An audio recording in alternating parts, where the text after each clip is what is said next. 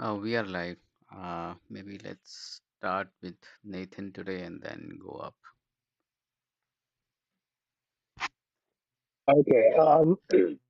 Mm, my connection might be bad, so I apologize in advance if that is um, the case. Do we have we didn't really have a prompt. I mean, this one's a little bit hard to talk about because it is such a grab bag of things, and they're not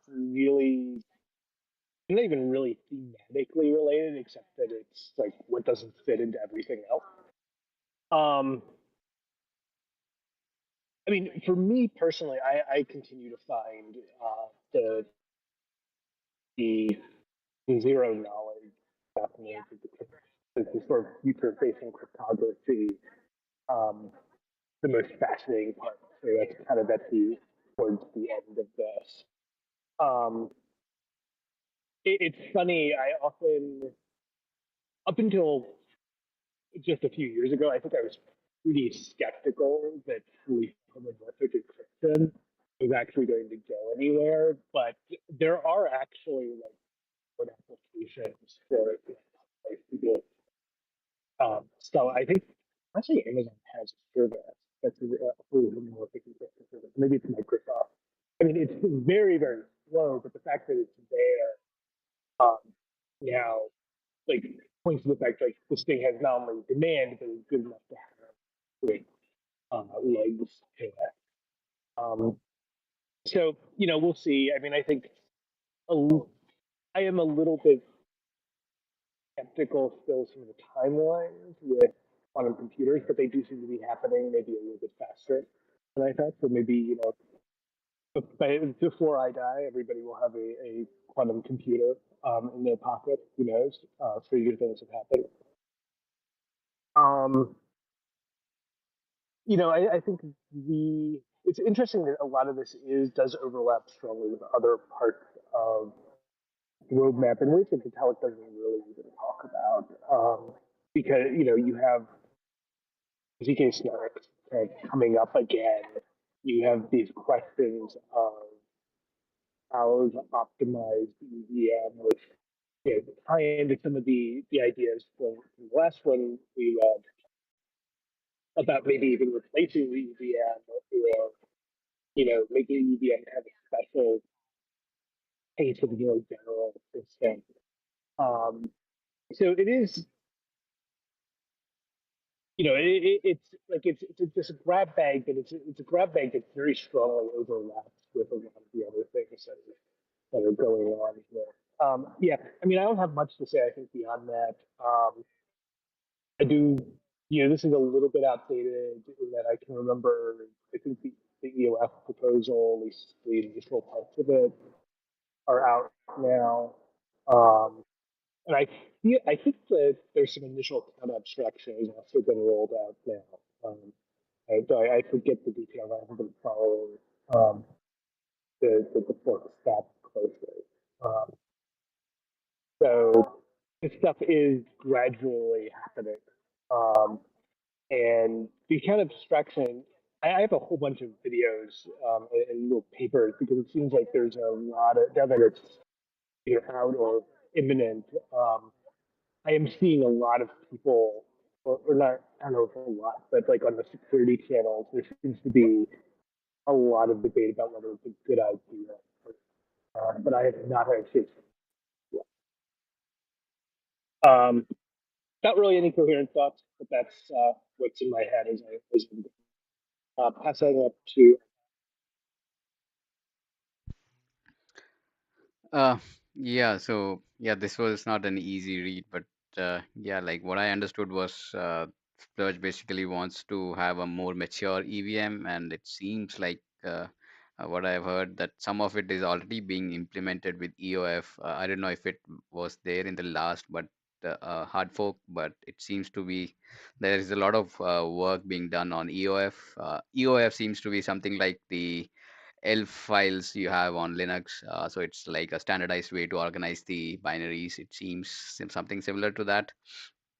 And then, yeah, with account abstraction, yeah, a lot of user facing features Like yeah, so and yeah, I didn't understand the crypto economics of the transaction fees. Like yeah, I would have to read that again. Uh, yeah, that is what I had in my head, and then passing on to Anand. Hey, thank you. Yeah, it was a very difficult read for me as well. I was trying to read it closely, and then I gave up and I started skimming. Uh, so my thoughts are accordingly sort of scattered. Uh, the one thing that did sort of maybe turn my mind. I was reading about. I mean, in this article, like talked about NPCs and how that is sort of like a Um, I mean, this is in the spirit of, I suppose,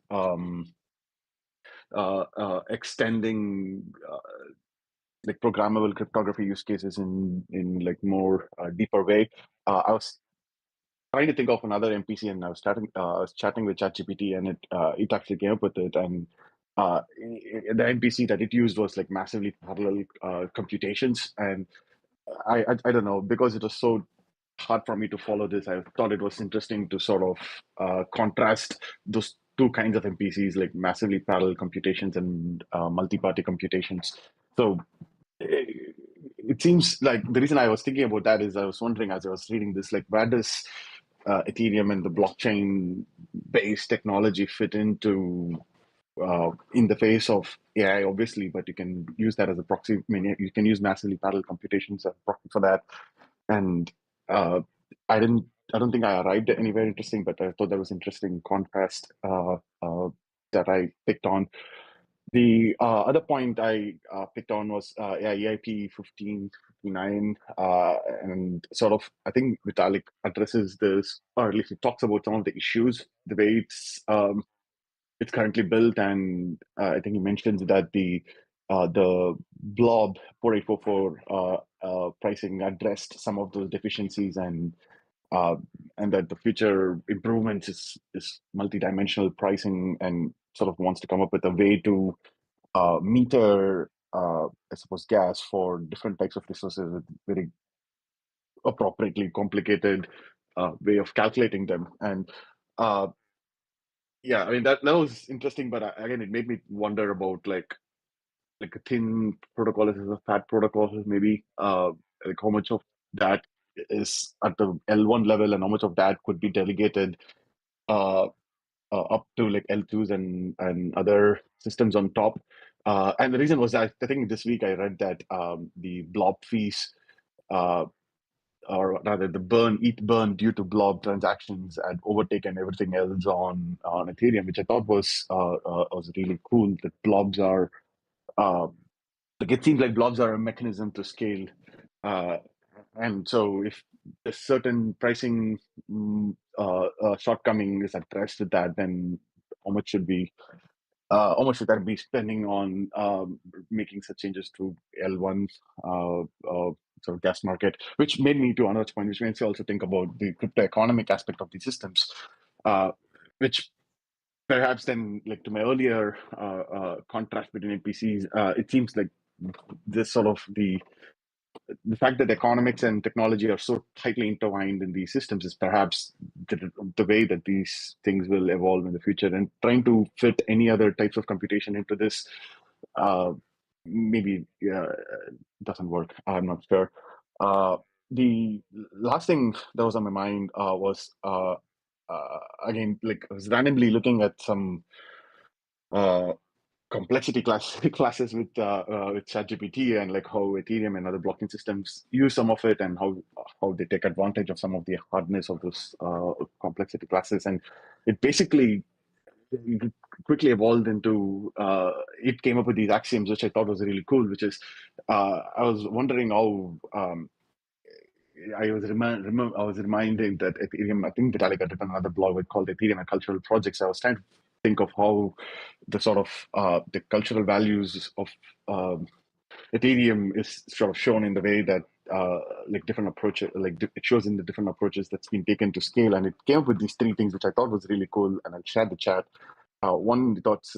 on it said was like scalability through proofs and not trust, which I thought was a very interesting way to describe the L2 ecosystem and the blob market and everything else. And also in the face of corporate blockchains, this new Stripe one, and I'm sure there's a bunch of others. Google announcement I saw, and there's a bunch more coming.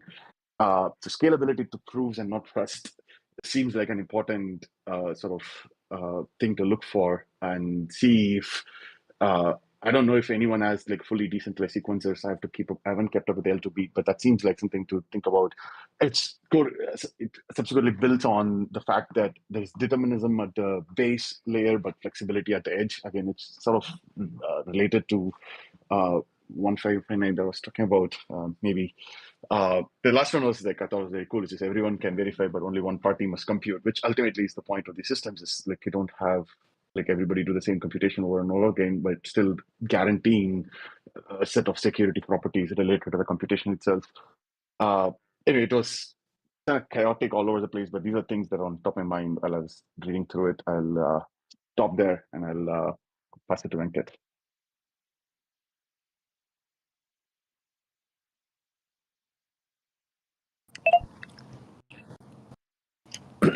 Yeah, I didn't get super far trying to understand the technical stuff, and I think it reveals something that this is not even the first time I've encountered this set of ideas. Like it keeps coming up in various people's talks, and like I think I've seen a couple of talks on this at various Ethereum events, and EOF keeps getting discussed in calls I'm sitting on.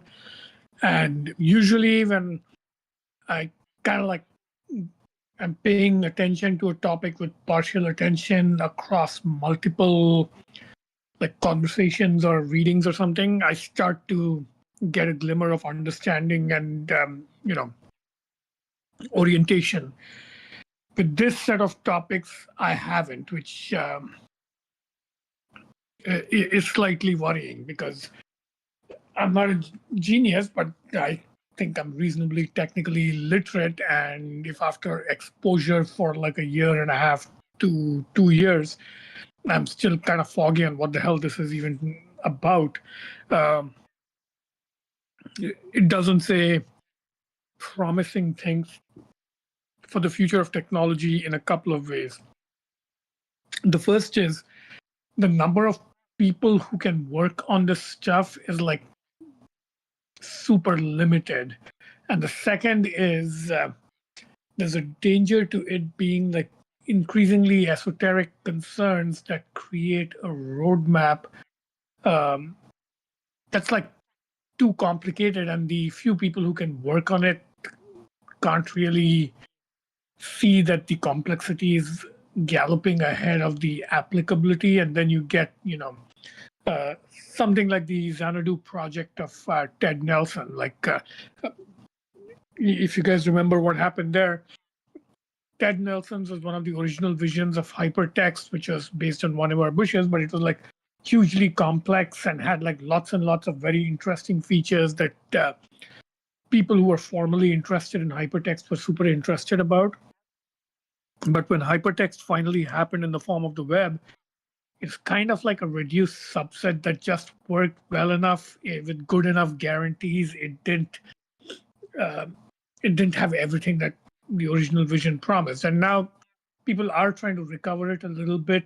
So things like Rome and how all the transclusion stuff works in Rome, bidirectional links, it's useful and it's interesting, but it hasn't worked beyond like a single person app scale. And even there, it's not clear how many people are using it effectively, right? So there's some sort of trade-off curve between the esotericity, if that's the word, or esotericness of the machinery you're trying to use and the design space it opens up.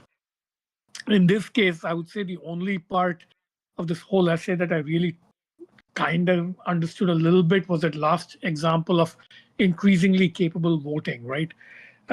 So you start with like basic voting on the blockchain, which has some guarantees that the votes are verified and so forth.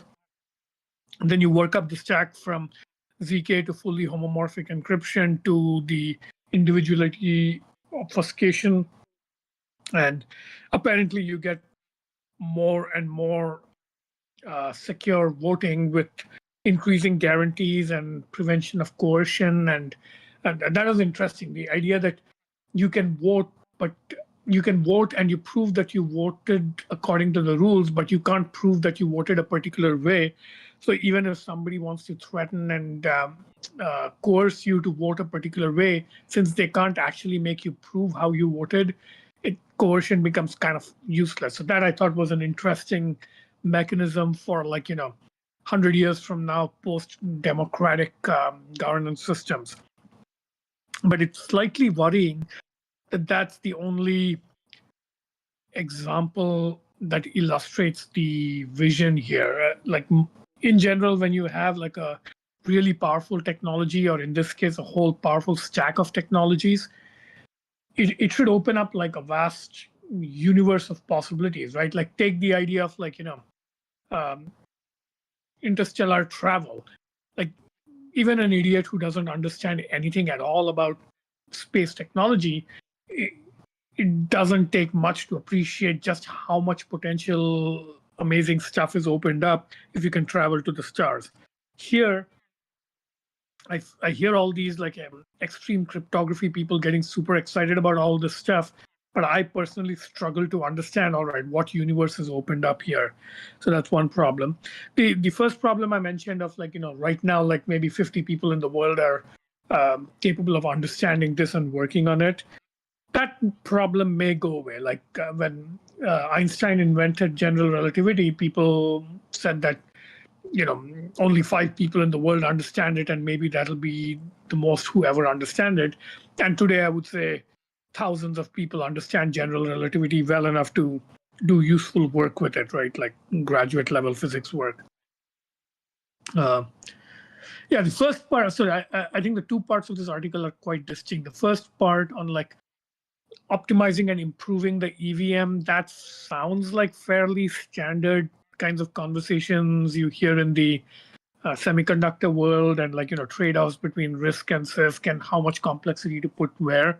So that sounds mostly standard.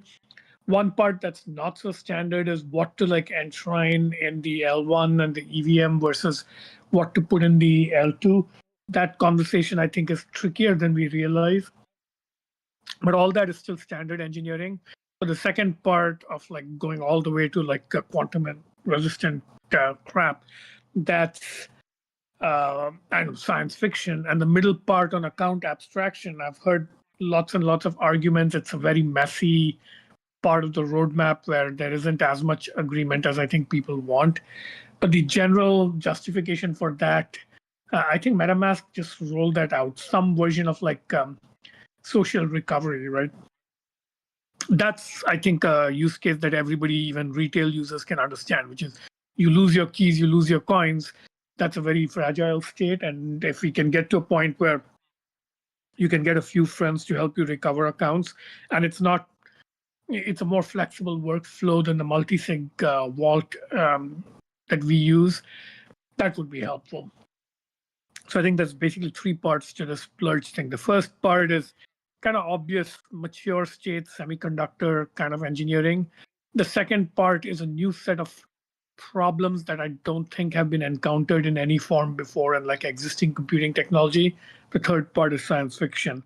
And I think this conversation is particularly relevant now. If you guys saw the announcement from Stripe that they're doing a Tempo blockchain, and people are pushing back saying, why aren't you doing this as an L2, or why aren't you doing this on Solana?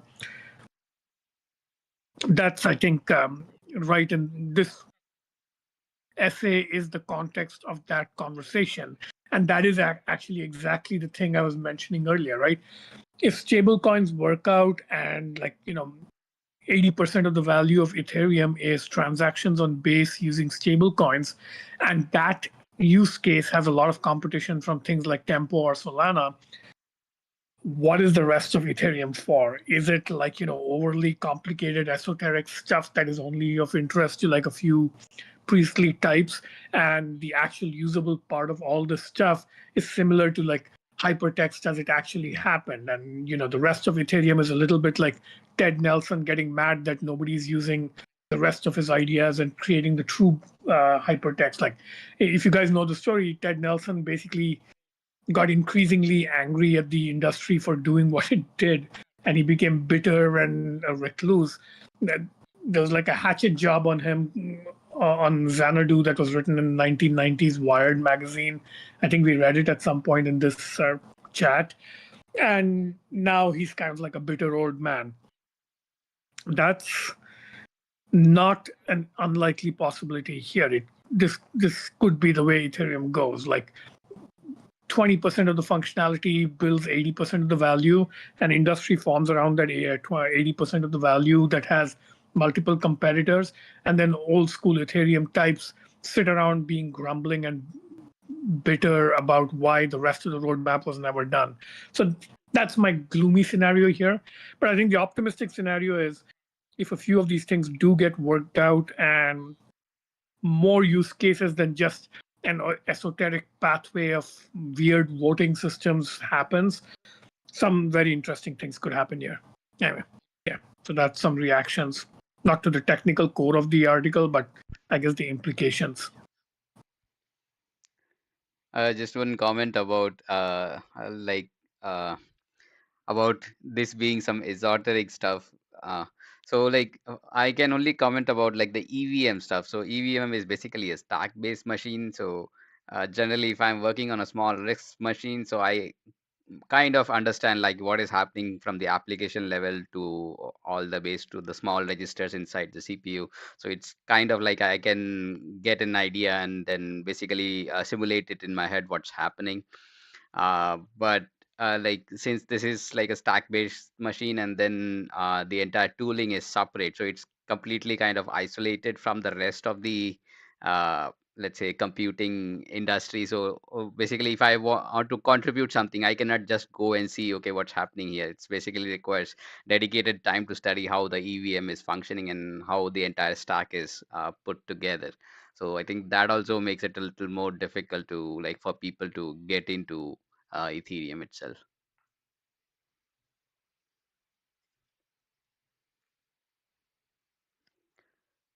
More thoughts?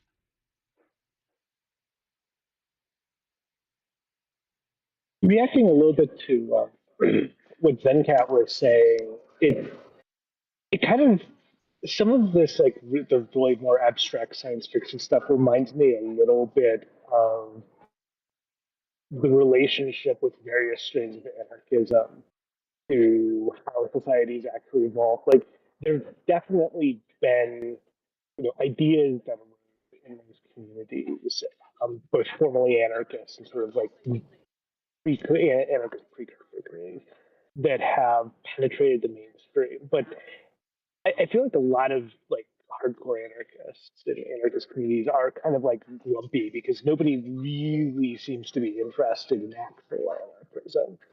And I think one reason, there's two reasons for that. I think there's a similar sort of dynamic where a lot of the value of the system comes from, to most people, comes from just a limited set of ideas in it. And then like actually implementing that system then becomes like a huge morass of additional complication. And you're like, well, why don't I just get like 80% of the benefit by adopting 20% of the ideas? So I think there's politically something similar that has happened there and continues to happen with innovations in the community. But also, I think there's a lot of things that the anarchist community really values around personal autonomy. That it turns out that actual humans do not value as much. Like there's a big range of variance, but actually, sort of the median human is kind of like a lot more amenable to the idea that there should be, a certain amount of conformity in whatever region they live in, and a certain amount of policing of other people's lives. And whether you agree with that or not, like it does seem to be like a thing there. And whether you are, you agree with that to the extent of like for law, or whether you agree with that because you are hardcore, like fundamentalist or whatever, there tends to be somebody always wants to make an exception. And so I think that a lot of the conversations around decentralization and privacy in Ethereum, but also just in computing in general, we run into that same problem where the number of people who actually want that thing fully is kind of almost like it's almost the Venn diagram is almost a perfect circle with the people who are already talking about it, which is not the majority of the population.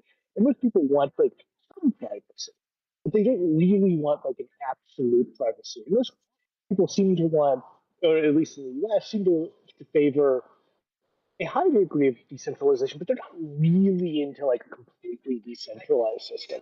And so I think that there is this sort of thing that all of these ideas run up against repeatedly, where the people who are actually thinking about them, um, like they're coming up with useful things and they're coming up with things that are legitimate concerns. But it turns out that like the majority of human beings just actually don't have like they share the values, but not to the nth degree, like a lot of opponents. Um, so anyway, yeah, just sort of recognizing it does feel like riffing off of what Greg was saying. Like there's a repeated dynamic that has come up with these things, and it does feel like there's a little bit of that going on.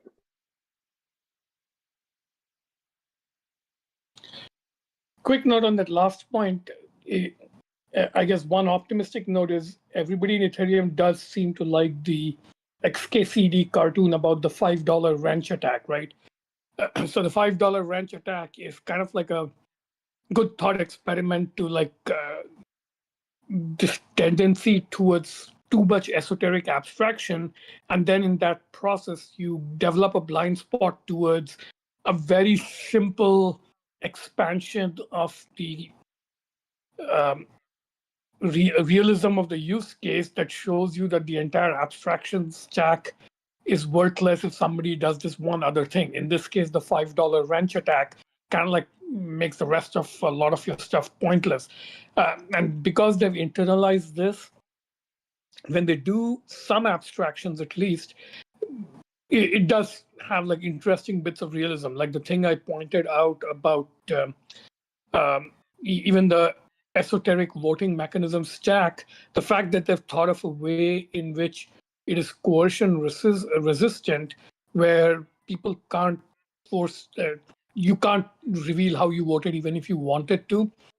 That's actually $5 wrench attack resistant. So that's kind of impressive that such a completely esoteric mathematical voting system is resistant to the $5 wrench attack. Like, so I wouldn't quite know how to like attack this in a very simple way. So I think some of the right kind of thinking is there, and unlike Xanadu, where Ted Nelson basically talked about it and wrote 2 books about it, but didn't actually build anything for 20 years, and then other people built it. In this case, this community is also actually building it, so there's some ground reality check, at least on the technical feasibility. But yeah, we are seeing the effects of that Venn diagram type problem where there is no significant set of people who are using it in diverse ways, but are not also deeply involved in at least tinkering with the technology itself. But yeah, it's healthier than Xanadu, but not as healthy as I would like to see it. Like compared with AI, for example, AI is the other extreme. Like very few people are building it and understand the deep details, but practically the whole world is using it right now in like a million different ways. So very different evolutionary trajectory that at some point needs to happen for crypto as well. Otherwise, it becomes like, I don't know, pie in the sky vision.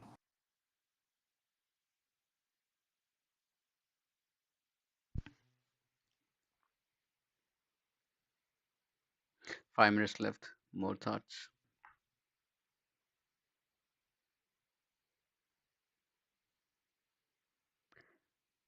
If not, then we meet in 2 weeks. Thank you. The one in 2 weeks, is that that's back on the track, right? Yes. So whatever is there on the EPS track, I'll post the link when we are closer. Okay. Oh, That would be next awesome. 'Cause I week, feel like actually, he's, I can't host. So next week we may have to cancel because I'm running the protocol symposium. So next week cancelled. So 2 weeks from now, picking up again with Ethereum. Okay. okay, cool. Anuraj, if you could post that link, because I feel like back on that track, it takes a little bit more prep. Get ready for Okay. those. Yeah. Okay.